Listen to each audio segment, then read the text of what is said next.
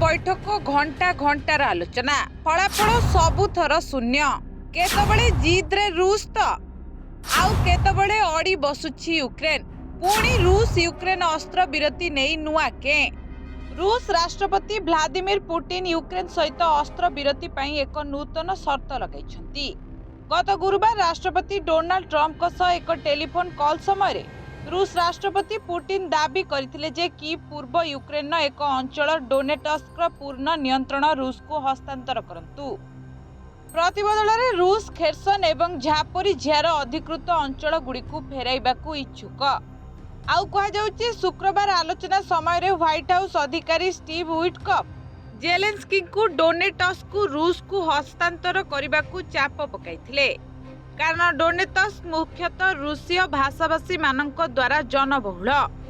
कौन कहले Zelensky Ukraine एपर्यंत Putin को नूतन शर्त संपर्क में कौनसी निष्पत्ति नहीं नहीं किंबा सार्वजनिक भाव में यार प्रतिक्रिया प्रकाश करना। तथापि यूक्रेन कहिछि जे पश्चिम देश एवं अमेरिका रूसर नूतन दाबी पूरण करने को प्रस्तुत किंतु यूक्रेन राष्ट्रपति जेलेंस्की तांको लोकों सहित परामर्श करने पर ही निष्पत्ति नेबे। एही समय यूक्रेन जिद धरिछि एवं नाटोर सदस्य हेबा पई यार दाबी उपरे अटल रहिछि। यूक्रेन को मध्य सुरक्षा ग्यारंटी आवश्यक एवं केवल सेतबेले सेमाने एक युद्ध विरति चुक्तिनामा ग्रहण करिवे। जेलेंस्की कहिसंती जे रूस प्रत्येक थर जिद धरिछि तेणु एथर सेमाने मध्य जिद धरिछंती पारु नाहंती ट्रंप। अमेरिका राष्ट्रपति डोनाल्ड ट्रंप पुणी थरे रूस एवं यूक्रेन मध्य युद्ध बंद करने प्रयास आरंभ कर एथिपाई से प्रथमे रूस राष्ट्रपति व्लादिमीर पुतिन को सह फोन माध्यम प्राय 2 घंटा कथा होइथिले। एही समय मध्य पुतिन युद्ध विरति पाई शांति आलोचना करने को राजी होइथिले एवं तांकर दाबी जणाइथिले। पुतिन को सह कथा हेबा परे ट्रंप व्हाइट हाउस रे यूक्रेन राष्ट्रपति वोलोदिमीर जेलेंस्की को सह मध्य कथा होइथिले एवं पुतिन को शर्तावली बुझाइथिले। ट्रंप यूक्रेन को टोमाहक क्षेपणास्त्र जोगैबाकू मध्य मना करथिले।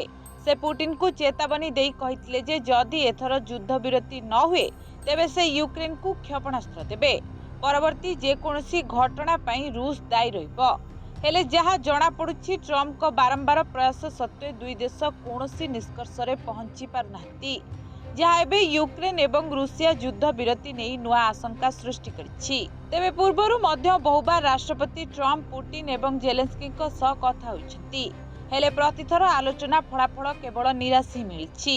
राष्ट्रपति ट्रंप अगस्त 15 तारिख रे अलास्का रे राष्ट्रपति पुतिन को भेटिथिले किंतु एक युद्ध विरति चुक्ति होई पारि नथिला कारण पुतिन जिद धरिथिले जे से यूक्रेन को नाटो सदस्य हेबाकू देबे नहीं।